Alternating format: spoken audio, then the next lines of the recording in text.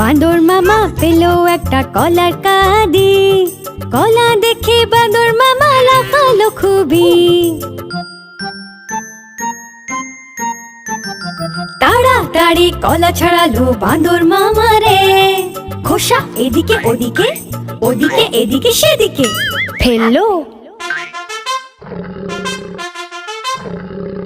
বড় টুকরো মুখে ঢুকিয়ে, মুখ খুলে পুরো কলা চিবোলো।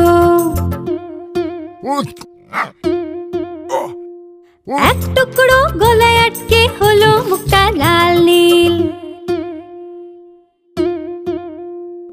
ভালুক দাদা তখন বাঁদর মামার পিঠ চাপড়ে জল খাইয়ে বোঝালো ওকে,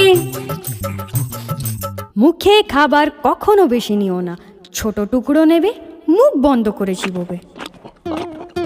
মুখে খাবার কখনো বেশি নেবে না, ছোট টুকরো নেবে, মুখ বন্ধ করে চিবোবে।